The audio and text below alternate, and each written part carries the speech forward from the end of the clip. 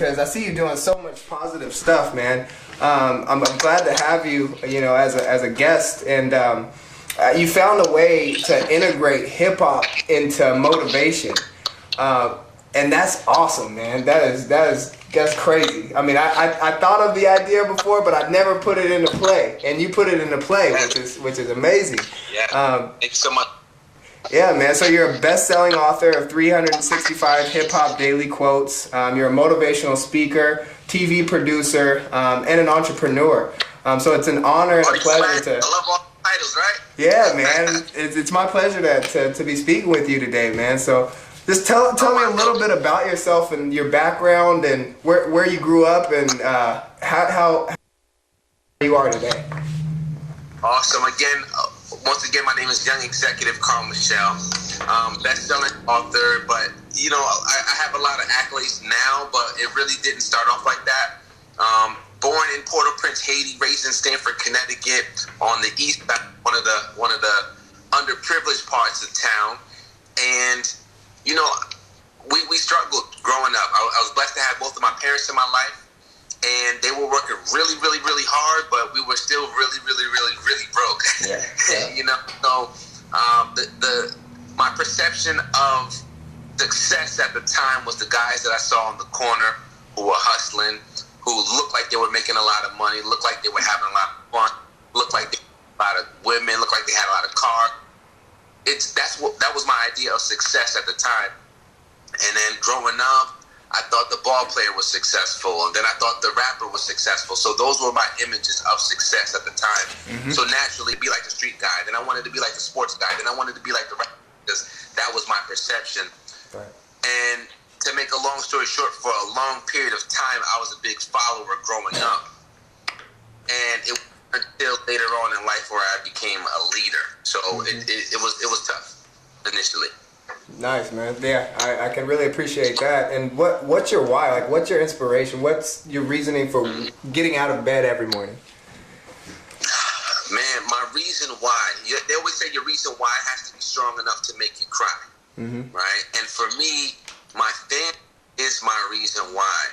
I watched my dad literally work 2 and 3 jobs since we were young. And all he ever wanted in return was to see me succeed. Mm-hmm. See my older sister, my younger brother succeed. I always want to repay my dad and my mom for the sacrifices that they made. Right. Like the biggest reason why, because it's me to my core. Mm-hmm. I feel it. I seen the sacrifices they made. My dad would literally take the shirt off his back for me. Right. He would literally, give his last dollar to make sure that I had something to eat. So, watching those things growing up, I just know I want to pay for their vacations. I want to pay for their retirement. I want to make sure their health plans are secure. Right. And if it's not, that's on me and not them. Right. Because my literally just paying cash for my college tuition. Mm-hmm. He didn't have to do that. You know what I mean? Yeah. So for me to see him working so hard and paying that much bread for me to have a better life than he did, if I can't repay him, that would hurt me to the core. Right. You understand? So that's my biggest reason why. I like it, man. I love it. I could definitely resonate with that, man. That's awesome. So most successful people have a daily routine. So what does your daily routine look like? Like, what do you explain what a successful person's routine looks like? All right, perfect. I see a couple of my people log in, and I just want to shout them out real quick. Yep. Chi-Town, Nightingale, what's going on? I see you, Cuz Renell. I see you, Charlene out in Houston. So I see a few of my people. My bad. Nice, man. That's awesome, man. That's cool. Shout them out real quick. So right now we got people in Chicago, we got people in Houston, people in New York, people in Atlanta that chimed in. I just wanted to say what's up to y'all real quick. For me, my daily routine, you have to focus on of course, my faith is first and foremost. Mm-hmm. I'm a firm believer in God, so I wake up and pray. I wake up, DJ Flow, what's going on, baby boy? That's Baltimore for you. I wake up, Do Money, what's going on? I wake up and I make sure that I say my prayers, and I say 10 things that I'm thankful for or grateful for. Because a lot of times we wake up and we turn on the news. A lot of times we wake up and we turn to our cell phones, but that automatically creates a negative mindset most of the time. There could be negative things like you control the narrative when you wake up and pray. You control the narrative when you wake up and say what you're grateful for. Yes. All right? That's it. So you want to make sure you do that first. That's the first thing I do. I do a quick workout at home, a couple of push-ups, a couple of pull-ups, a couple of sit-ups for the body. Right. And then I get straight to read. You know, I either try to read for half an hour a day, or I usually have my Instagram post set up the night before so I can just post immediately. And from there, I focus on my streams of income. Whatever is bringing me the most of income, that's what I at first. Yep. All right. I would write for about an hour. You know, if it's selling books, then I would focus on responding to emails and checking my book sales and making some type of post or something significant or relevant to that. Right. If it's my empowerment show, which I'm the executive producer of, it would be me again reaching out to different people to see who can be a next guest on the show, or maybe a company to sponsor it. So I, of course, put my faith first, make sure that, and I follow this. That's what I focus on. So I do that for about 4 hours of my day, and then I continue to take it from there. No doubt, man. So I know there's a lot of different definition of success. What would you say? What's your definition of success? What does success mean to you? Simply put, accomplishing your goals and being joyful while doing it. You know, there's a lot of people who attach their success to money. There's a lot of people who attach their success to material things. That has nothing to do with success. Right. For me, if your definition of blessed is the material, you have no idea what being blessed really means. Right. You know. So blessings or success for me is actually being joyful, actually being happy, and just, enjoying my life, man. Knocking out your goals feels good. It does, you know. It does. It does for sure. It feels good, and spending time with people that.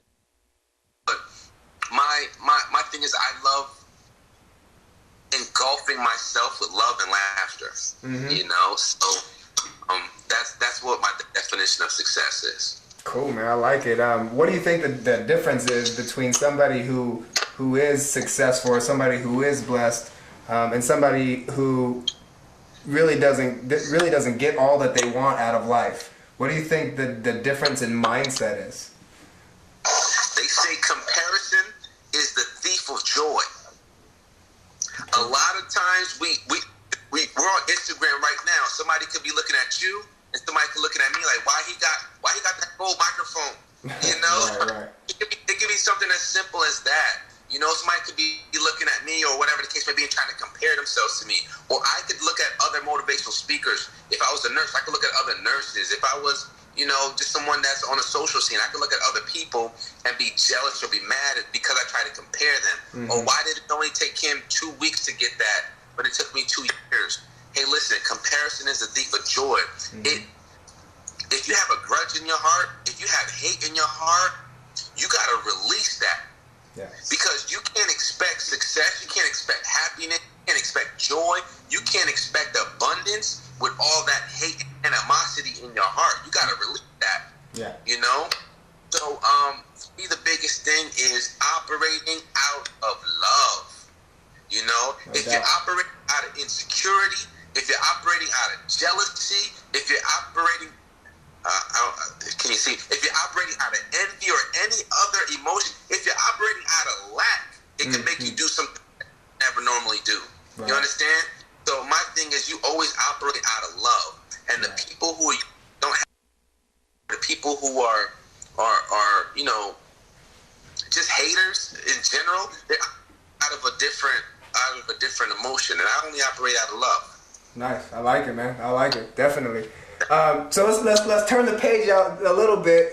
Let's talk about hip hop a little bit. So I want to talk about the progression of hip hop. Yes, sir. That's right there. I started reading it, man. I like it. I like it. Awesome, man. What do you think? What do you think about the progression of hip hop and the success of hip hop?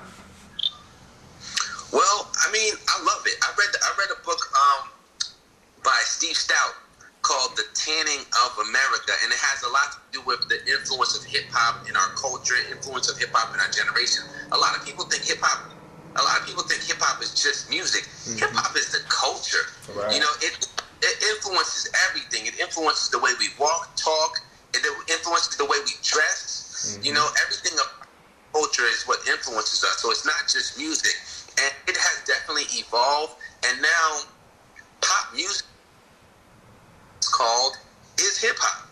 You know, you can look at the billboard. You can look at the commercials that are on TV. You can pay attention to the Super Bowl this year. I don't even watch football. I don't even know why I said that. But commercials in general.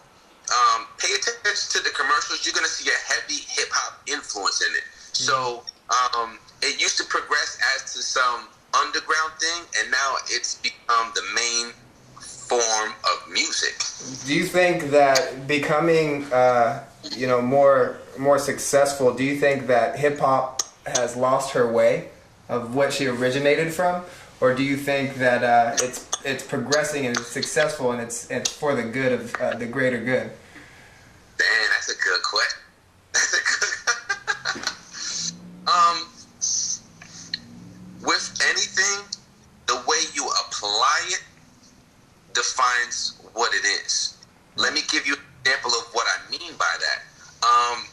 If you take fire, for example, fire can be great if you having a candlelight dinner, if you need to warm yourself by the campfire, whatever the case may be. But fire in the wrong way can burn down a house. It could burn down a forest. It could hurt yourself. You understand? Definitely. So it's the same thing with anything. You can take religion and make it a positive or a negative thing. So you can definitely do the same with music. You know, so it's really based on the individual, their intention behind it, and what they're gonna do. Yeah. If I'm a greedy person, I can use hip hop and manipulate people for my personal gain. If I'm a control freak, I can use hip hop and make people do a certain thing. You understand? Or if I'm just a genuinely good-hearted person, I could take that music and do good with it. So it really individual. So I don't want to just group it and make it a general thing. Right. So it's really based on the individuals. But I would like to see the people who actually make the music have more of a control of how it's distributed, more control on what the narrative is. Yeah. Because you hear a lot of, let's say, trap rappers or gangster rappers back in the 90s. You would hear them say something like, if this sold, I would be making this type of music. You know? Right. Like, they do for that. If skill sold, truth be told, I'll probably be lyrically a Talib Kweli. So what he was saying in that lyric is, if you guys were actually buying music that was conscious, I would be rapping this way. Right. But because you guys are only buying the music that is gangster or misogynist, that's the type of music I'm gonna make. Right. So I want the people who actually make the music to have more control of the outlet, you know, and not just saying, hey, I want you to do what you love, not necessarily what you think is gonna sell. Yeah. And if that was the case, then the music would sound a lot different. I agree with you. I totally agree with you. But I like the platform that hip hop has taken right now. So it's not it's more independent.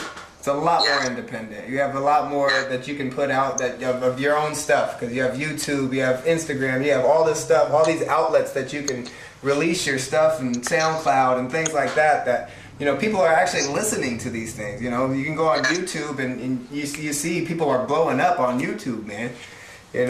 So yeah, man. I'm gonna pin my website on here real quick. Yeah. you. Yeah, man, for sure. All right, but I'm listening now. All right. So what? How would you? We talked a little bit about success. How would you define failure? Ooh, you're asking the good questions. All right. Let me see if I could. Hold on. I don't know if I could pin this. I think you might be able to pin it, not me. I got. Let's see. www. I-O-U-N-G. Thought if I join yours that I could pin my website, but And it's Young good fun. Executive. Young with the K. Yep. EXEKTIVE.com.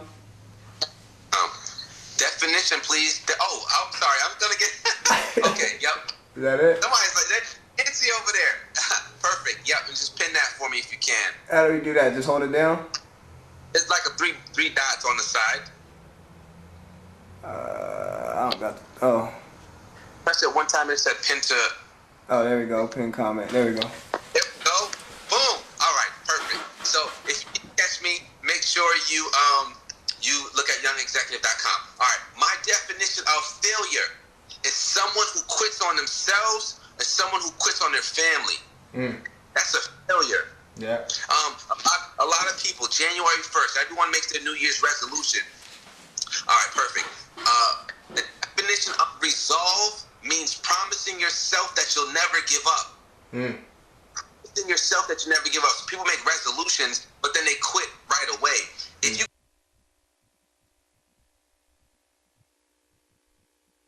woman who will not quit. So whatever your goal is, if you are consistent and persistent, you will achieve it if you never give up. But if you decide to throw in the towel, that means you're a failure.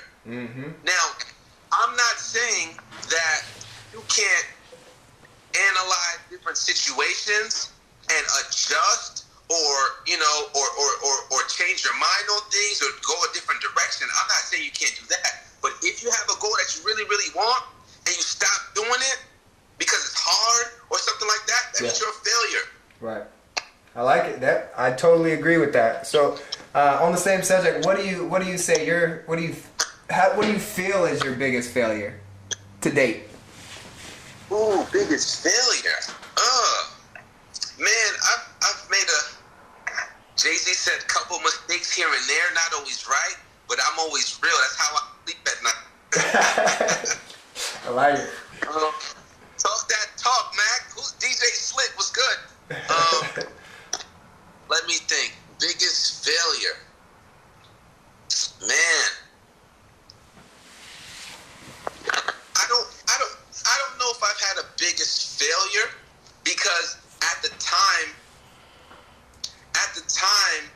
I thought it was the worst thing that could happen to me, but it was actually projecting me towards where I should be. So at the time you thought it was a failure, but it really wasn't. It was a blessing in disguise. At the time I thought it was a failure. There's a couple of instances that come to mind, and one of the biggest ones, it was like a pivotal life-changing moment. For college, I just turned 20. I'm driving my car. I had a lift at the time. I got into like this big crazy car crash. It was nuts. And I crashed my car. And the reason that was significant for me is because there are no coincidences in life. Yeah, that's right. It's a setback. It's a setup for a setup. It's a setback for a setup. There we go. I'm reading that. Perfect. So I thought it was a setback, but it was really a setup for success. I crashed my car. I was devastated. I lost my car. I lost my cell phone and my college scholarship in the same night. All in the same night. And I thought that was the biggest blow to me because but what I realized was the people who I thought were my friends were only hanging around me because I had the car. The people who were only calling me to sidetrack me. Right. So I needed all of those things to happen for me to get focused. Right. I felt like that was God telling me, like, yo, these people need to be out of your life. You need to check your ego, and this is the direction that I want to push you to. Right. My man Adonis, tell him, Mac. Okay. So I felt like that was the direction that guy was trying to push me to, but I didn't see it at the time. The very next week, I had a classmate of mine business, and that's where I ended up meeting my mentor. My mentor was a millionaire at the time, and that was the first time I saw that looked like me, that was making a lot of money, that was willing to teach me how to do it. Yes, sir. You remember when I was growing up, and I thought the hustler on the street was the definition of success. So This was my first time I saw someone who resembled me, that was teaching me, and that was making a lot of money. He was doing things the right way. Right. He taught me it was faith, family, and then finances. Once my relationship with God was in order, everything else would fall into place. Right. So at the time, I thought that was my failure. Failing is okay, but back up, try again. Thank you for that. Yes. Comment. Yes, definitely. All right. So when in that same, I was striving to reclaim my position as executive director. Right. So I prayed to God, said, "Life changing, bro. Thank God, His realizations. Thanks, Adonis." All right. So in that same company, director position, and then I fell off of that position. So I was striving so hard to get back at that position, and I kind of tried to make and I was like, God, in 12 months, I need to be executive director again, and this is what I'm willing to do for it. Yeah. And 11 months had gone by, and I was not executive director, and I felt like, man, like, what's going on? Right. Like, God, I made this sacrifice. Like, I stopped drinking for a whole year. I'm like, God, I made this sacrifice, and all I wanted to do was become executive director again. Like, Yeah. and I didn't hear anything. So it was God testing me again. He wanted to see if I would that I would do. Later, because I didn't go back for that year, 2 weeks later, He rewarded me with the idea of 365 Hip Hop Daily Motivational Quotes. So because I said what I said I was going to do, that's the reward was getting the idea. So instead of becoming an executive director with that company, I end up becoming the young of my own company. I like it, bro. I like it. I love it, man. Give me the chills, man. That's good stuff, bro. That's good stuff. So do you think that leaders are born leaders, or do you think that it's more in their DNA, and or do you think it can be taught? It's both. It's both. And let me tell you why. There's some people who are naturally gifted at basketball, and there's other people who work their tails off. Yeah. Right? And it's okay. It's a mixture of both. So it doesn't have to be one or the other. There are some people who are good, but hard work beats talent when talent doesn't work hard. So you can read how to become a leader. You can read how to train. You can read how to become skilled in a particular thing. So it is teachable. You can do that. But there are some people with some natural gifts and abilities. I believe we all have natural gifts and abilities, but it's us to hone in on those skills. It's us to hone in on those abilities and continue to sharpen them. Right. So yeah, both of them exist, because they said, check this out. They said Tracy McGrady had more natural talent than Kobe Bryant. But Kobe Bryant will outwork Tracy McGrady all day, every day. That's why Kobe's where he's at and Tracy's not. Right. You understand? That makes sense. So yeah, you can have natural ability. I believe leaders are born, but there are also people who work their butts off to get what they need to get. Most definitely. So yeah, both. What makes you a good leader?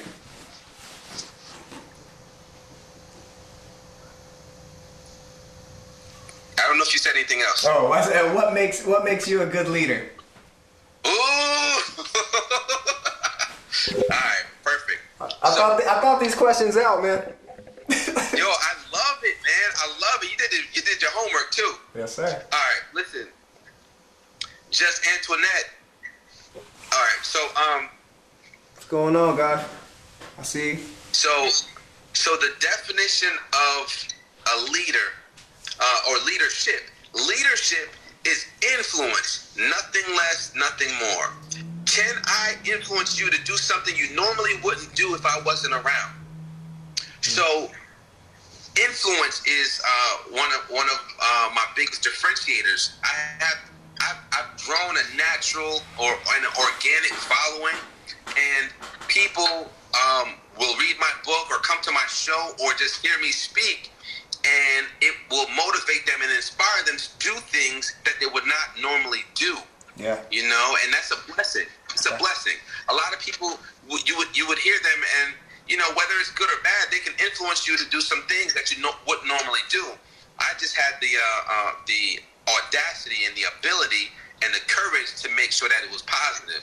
Right. I like it, man. So where can everybody find you? I know we got your website here pinned. That has everything. You have your Can you hear me? We can hear you, yeah. All right, perfect. Well, that pinned website right there, boom. Right there. YoungExecutive.com. You can buy the book on YoungExecutive.com. You can see my next speaking engagements on YoungExecutive.com. You can find out what my Instagram handle, all my handles are at Young Executive. So it's YOUNGEXEKUTIVE. Omar Wilson, what's going on, family? So yeah, that's all my handles right there, bro. Cool, man. So I'm gonna ask you one more thing before I let you go, man. Oh, and you can find my book on my website, and I'll give you the autographed copy. Go ahead, my bad, bro. Yeah. I just want you to drop a little knowledge on us, man. Some quotes, some of your favorite quotes out of your book. Yes. How much time do I have? I don't want to go over time. How much time do I have? Just until you feel good, man. It's about you. I got 365 of them, bro. I can go all day. Check me out. The first thing, a couple things I want to start off, because I just want to tell you that a lot of us are not thinking big enough, right? We're not thinking big enough. We can be doing more in our lives. We can be doing more for our families. We can be doing more for our communities. We can be doing more for the world, but we're not thinking big enough. And a lot of times we're not thinking big enough because of our circumstances, our environment, where we grew up, right? But it's Tupac who said, just because you're in the ghetto doesn't mean you can't grow. It's Talib Kweli who says, the flower that blooms in the ghetto knows more about survival than the ones from fresh meadows. Think about it. It's not about the resources, it's about the resourcefulness. Right. Can you make something out of nothing? Right. There's always, man, listen, there's always going to be tough circumstances, but that's what builds your character. That's what builds you. You gain more resources by being from the hood or of the hood or a product of the hood than anything else. And as a matter of fact, you're not a product of your environment. Your environment is a product of you. Boom. You dictate the environment. Boom. Not where you grew up, not where you were born. And again, you're not thinking big enough. And maybe, just maybe, you're not thinking big enough because of what somebody else is telling you. Somebody else is talking about you. Somebody else is planting some negative seeds of doubt in your head. But just like Fat Joe said, nothing can stop me. I'm all the way up. If someone is trying to pull you down, that means you're already above them. Keep climbing. It's like if you're already that high, keep going. They can't pull you down if they can't reach you. Keep going. Right? Who else? Sometimes we're not thinking big enough because we doubt ourselves. But what I have to say to that? It's like you have to shift your mindset, because sometimes the enemy is the enemy. Don't let your worst enemy be the enemy. Sometimes it's what's between our two ears, our mindset. That's the enemy. We got to change that. Yeah. He says, I know the pain is real, but you can't heal what you never reveal. We got to heal ourselves, y'all. That's it. All right? What else I got for you? I got some more. Common says, no one believed until I believed me. No one believed until I believed me.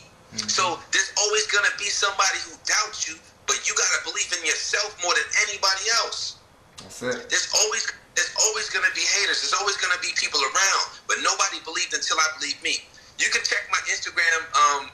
You can check my Instagram status right now. It says best-selling author. But you know what's crazy is I changed my status to best-selling author about 6 months before I even released my book.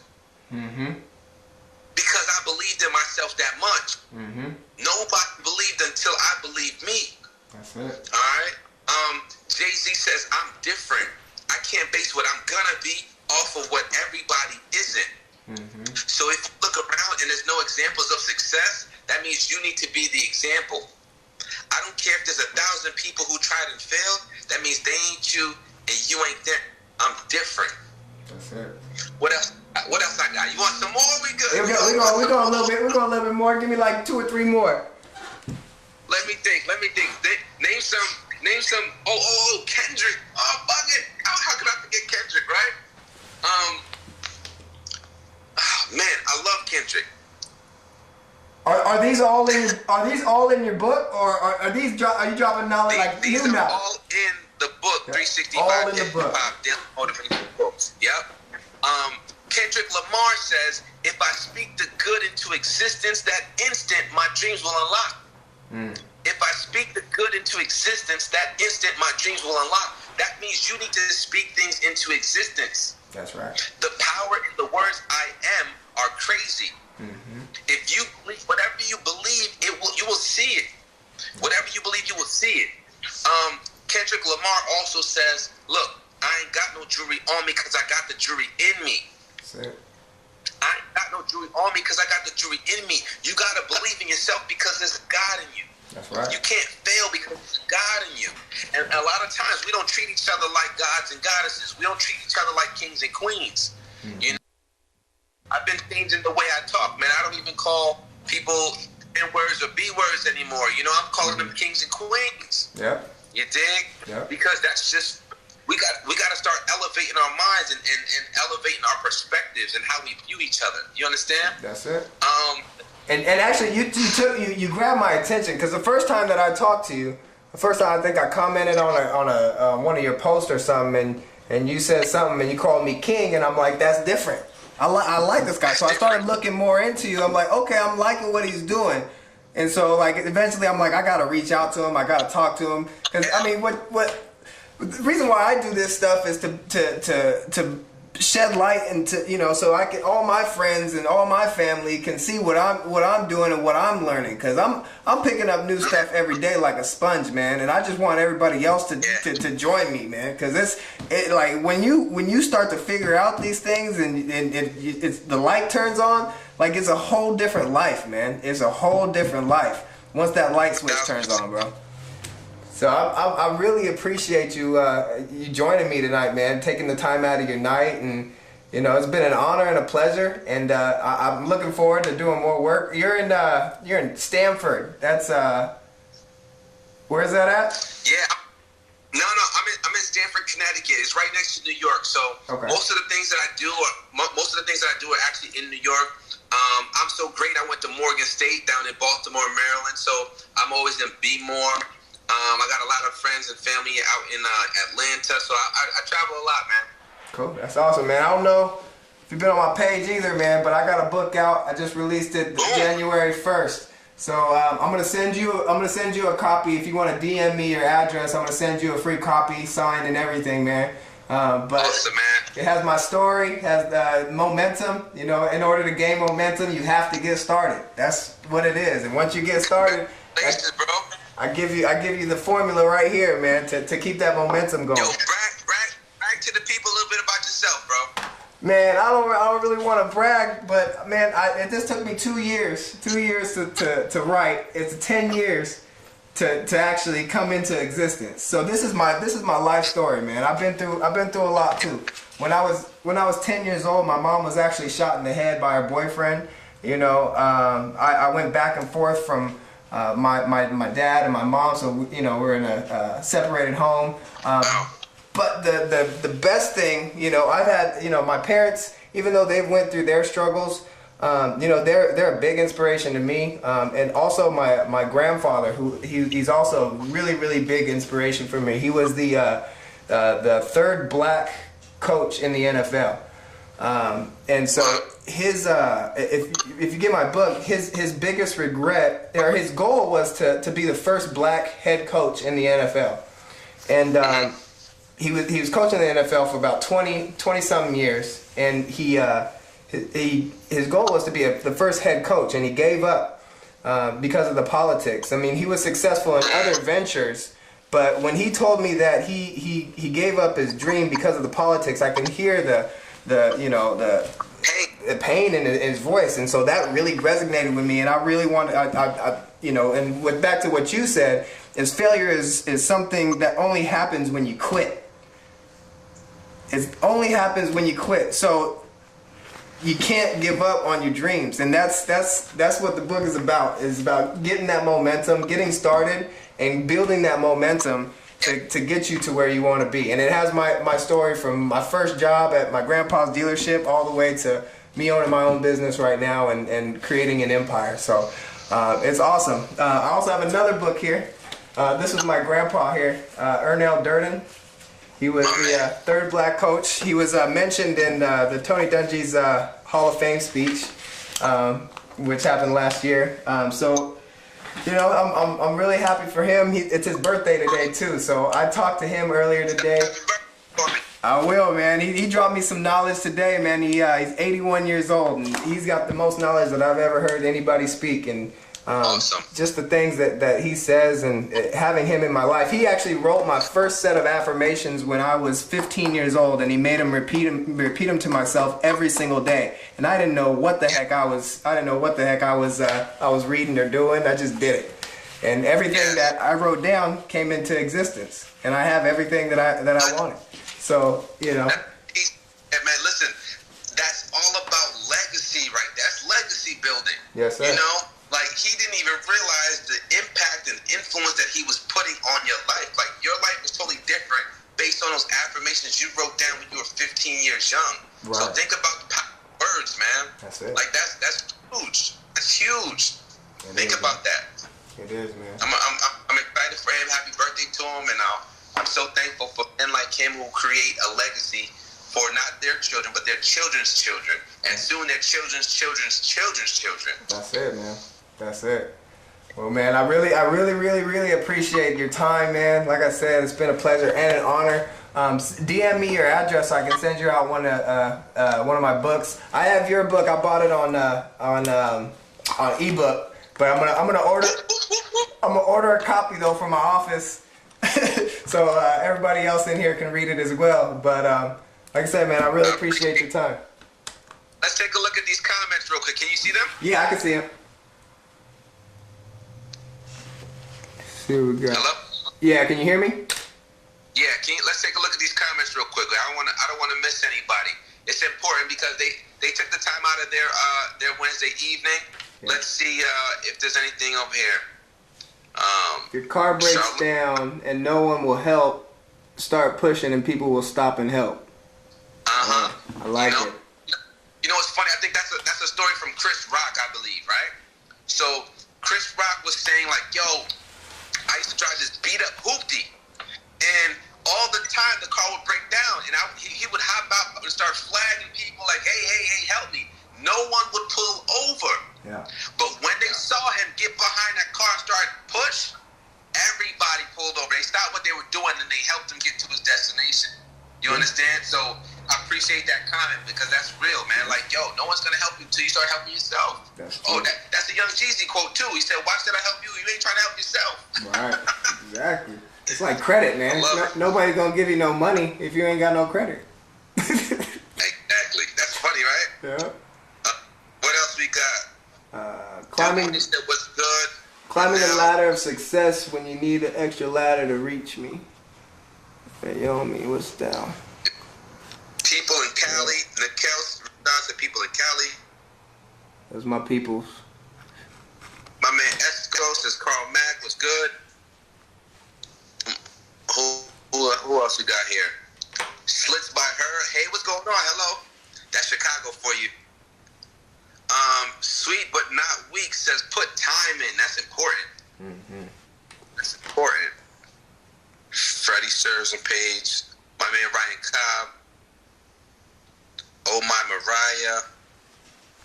Who else we got? DJ Slick says well said. Justine Antoinette was good. Angie out in Chicago. All right. I think we got everybody. Right. There are no coincidences. Man. Blah, blah, blah. Somebody. All right. I think we got CM, life-changing, bro. Thank God for your realizations. Thank you. Adonis. Mariah says she loves it. She's from Chicago, but she's out here in New York too. Right. We all have purpose, but some don't know their purpose. Ooh! Let's pause real quick on that one. Let's do it. We all have purpose, but some don't know their purpose. All right, so that's that lady Green, right? The easiest way, your passion, turn your passion into paycheck, right? Turn your passion into your paycheck. The easiest way to define what your purpose is what do you love so much that you would do it for free? Mm-hmm. What do you love so much that you would do it for free? For me, that's speaking and helping people. That's best right I here. love helping people.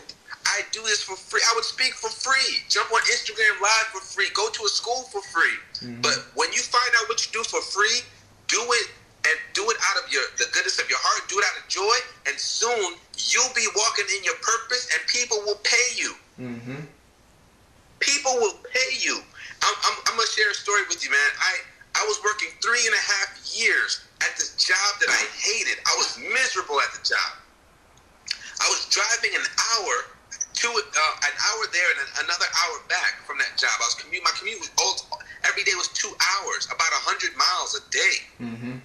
I was commuting, and I hated the job, and the paycheck was whack. Mm-hmm. You know, and I was only doing it for the paycheck. As soon as I walked away from that job, I was doing a lot of speaking engagements and stuff for free, but I was happy. Yeah. I was happy. And then now I'm so thankful. I don't take anything for granted. Now when I get paid for 1 hour speaking engagement, I get paid more than I used to get working 80 hours at that job. A whole month. Yeah.